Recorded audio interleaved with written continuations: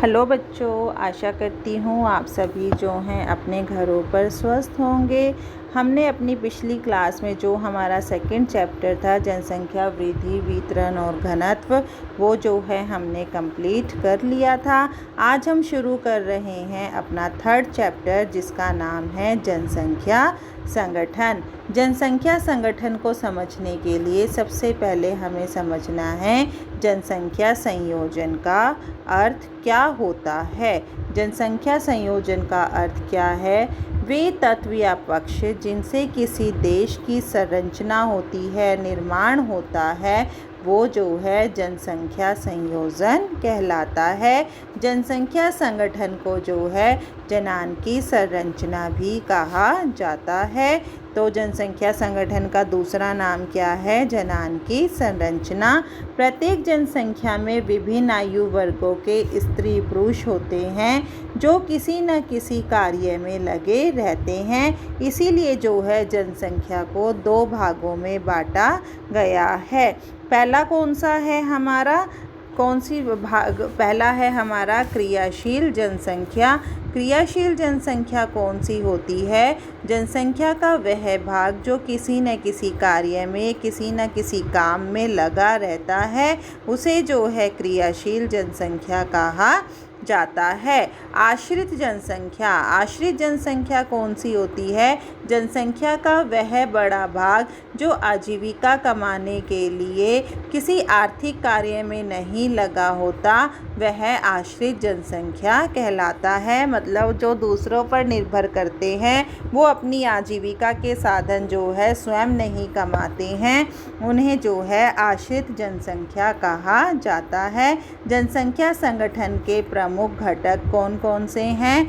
आयु, लिंग, संयोजन, श्रम, शक्ति, साक्षरता और आवास है। ये हैं हमारे जनसंख्या संगठन के घटक। अब है हमारा कि जनसंख्या संगठन से आप क्या समझते हैं कि जनसंख्या संगठन का अर्थ क्या होता है। जनसंख्या संगठन जनसंख्या की उन विशेषताओं को प्रदर्शित करता है जिनकी माप की जा सके, मतलब जिनका जो है हम मूल्य निकाल सकते हैं, जिन्हें हम माप सकते हैं, और जिनकी सहायता से दो विभिन्न प्रकार के व्यक्ति समूहों में अंतर स्पष्ट किया जा सके। आयु, लिंग, श्रम, शक्ति, आवास की इकाइयाँ, कार्यशील व आश्रित जनसंख्या, साक्षरता व व्यावसायिक संरचना जो है जनसंख्या संगठन के मुख्य घटक है। इनके बारे में जो है हम आगे अब डिटेल से पढ़ेंगे।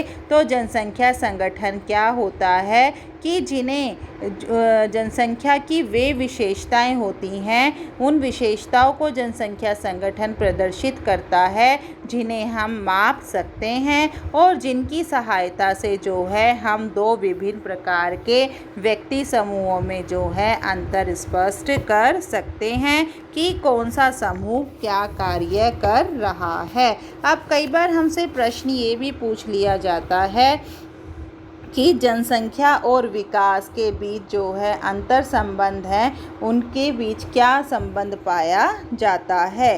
तो अब क्या है हमारा कि जनसंख्या और विकास के बीच जो संबंध है उनके बारे में अब हम पढ़ेंगे।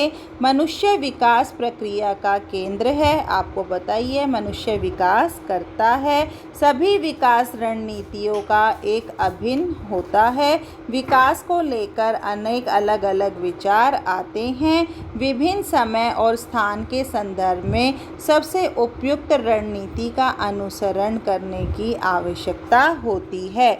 मतलब हम विकास कब कर पाते हैं? जब हम सही ढंग से, एक नियोजित ढंग से अपनी प्रक्रिया का निर्माण करते हैं। जनसंख्या के बड़े आकार को अनेक लोग विकास में ऋणात्मक कारक के रूप में देखते हैं, परंतु बहुत कुछ जो है जनसंख्या पर ही निर्भर करता है। यदि खाद्य उत्पादन की तुलना में जनसंख्या वृद्धि अधिक हो तो माल्थस ने मानव जाति के लिए डरावने भविष्य की बात की है। मतलब हमारी जनसंख्या तो अधिक है और उसे सभी को जो है खाद्य पदार्थ उचित मात्रा में नहीं मिल पा रहे हैं। तो माल्थस जी ने कहा है कि यह एक डरावनी स्थिति है। इस भविष्यवाणी के समय में ही जनसंख्या और खाद्य आपूर्ति के बीच का जो है संबंध अध्ययन का विषय बन गया। असमान जनसंख्या वृद्धि और खाद्य उत्पादन में तकनीकी क्रांतियों के कारण यह बताना कठिन है कि खाद्य पूर्ति की दर क्या होगी, इसका उपयोग किस प्रकार से बदलेगा। इस प्रकार जनसंख्या और संसाधनों के बीच में जो है संतुलन के लिए मूल्यांकन में जनसंख्या वृद्धि जो है महत्वपूर्ण तत्व बना हुआ है कि भविष्य में यह पता लगाना कि खाद्य पदार्थों की हमें कितनी ज़रूरत होगी, कितनी जनसंख्या उनका उपयोग कर सकेगी, इस बात का जो है सही ढंग से अनुमान नहीं लगाया जा सकता है। किंतु इस तथ्य की उपेक्षा भी नहीं कर सकते हैं। केवल उच्च वृद्धि, जनसंख्या वृद्धि अथवा संसाधनों की कमी ही असंतुलन के लिए उत्तरदायी है। सामाजिक संरचना, प्रौद्योगिकी उन्नति की जो अवस्था है, सरकारी नीतियाँ आदि ये तत्व जो मनुष्य और संसाधनों के बीच संतुलन को प्रभावित करते हैं। इस प्रकार एक भूभाग द्वारा पोषित जनसंख्या उस क्षेत्र के भौतिक संसाधनों पर निर्भर करती है, अपितु यह सामाजिक, आर्थिक और राजनीतिक दशाओं पर भी निर्भर करती है।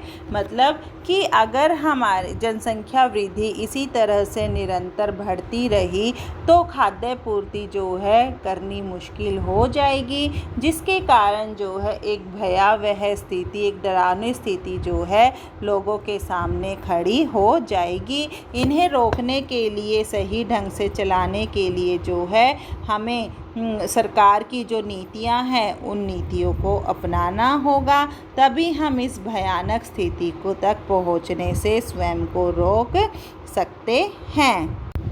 अब है हमारा लिंग संगठन या लिंगा अनुपात भी हम इसे कह सकते हैं। लिंग संगठन क्या है? इसमें प्रति 1000 पुरुषों की तुलना में जो स्त्रियों की संख्या में अनुपात को जो है लिंगानुपात कहा जाता है। लिंगानुपात निकालने का सूत्र क्या है?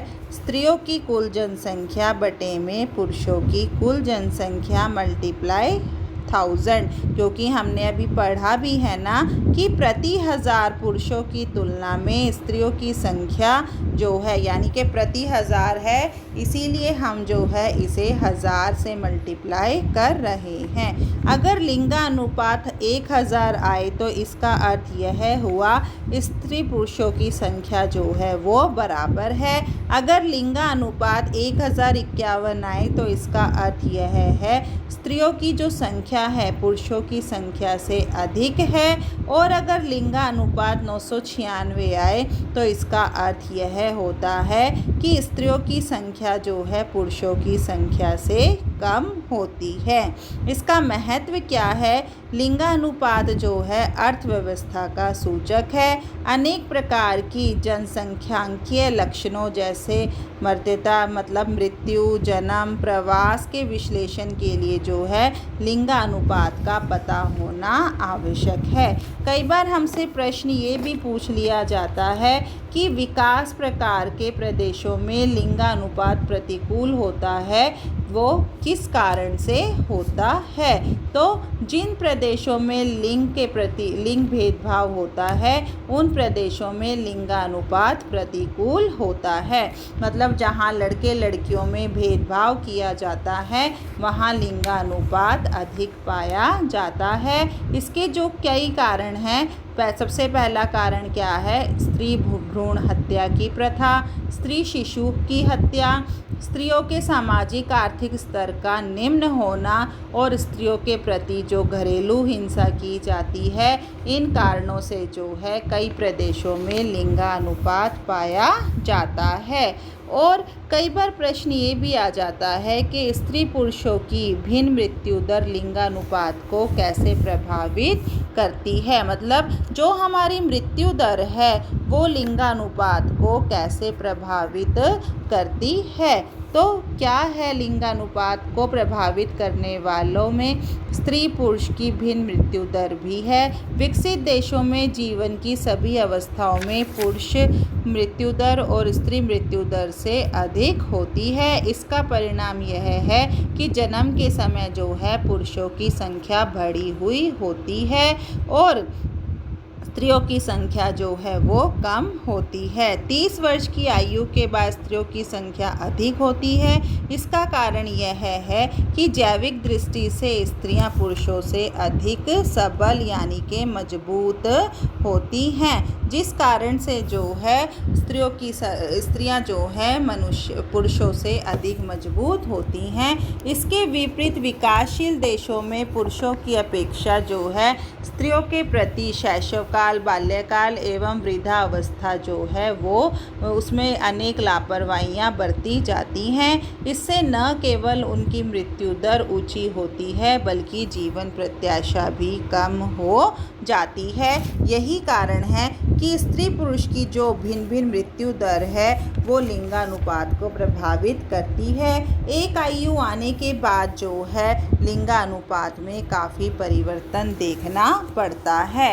और कई बार प्रश्न ये भी आ जाता है कि लिंग संरचना द्वारा प्रकट की जाने वाली विश्व जनसंख्या की विशेषताओं का वर्णन करें या लिंगानुपात का सामान्य प्रारूप क्या है। प्रति हजार पुरुषों की तुलना में, मैंने आपको ये बात पहले भी बताई है, प्रति हजार पुरुषों की तुलना में संख्या में जो अनुपात है वो लिंगानुपात है। लिंग संरचना द्वारा प्रकट की जाने वाली विश्व जनसंख्या की विशेषताएं जो हैं वो निम्नलिखित हैं। पहला है हमारा विश्व में सामान्य तौर पर पुरुषों की संख्या जो है स्त्रियों की संख्या से अधिक है। विश्व में प्रति हजार पुरुषों के अनुपात में जो है 986 स्त्री हैं। अगर 1000 पुरुष हैं तो उनके पीछे क्या है 986 स्त्रियां हैं। विश्व में महाद्वीपों में लिंगानुपात जो है यूरोप में कितना है 1051, उत्तर अमेरिका में 1050,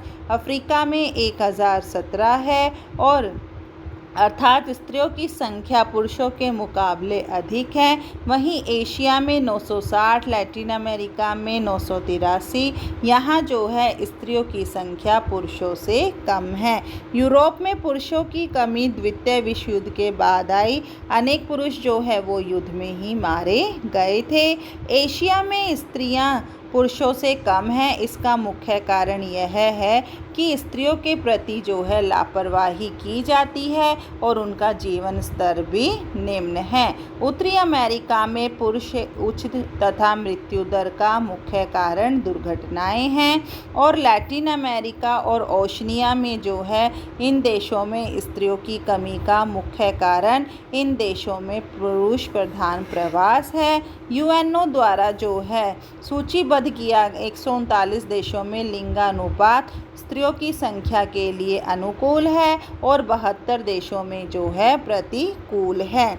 यानी कि यूएनओ ने एक रिपोर्ट तैयार की थी और उसमें ये बताया था कि कितने देशों में 139 देशों में स्त्रियों की संख्या ज़्यादा है और 72 देशों में जो है वो कम है। विश्व में उच्चतम लिंग अनुपात जो है लाटविया में है। यहाँ प्रति हजार पुरुषों की तुलना में 1187 स्त्रियां पाई जाती हैं। विश्व में निम्नतम लिंग अनुपात जो है संयुक्त अरब अमीरात में है, जो कि प्रति हजार पुरुषों की तुलना में 468 स्त्रियां भी पाई जाती हैं।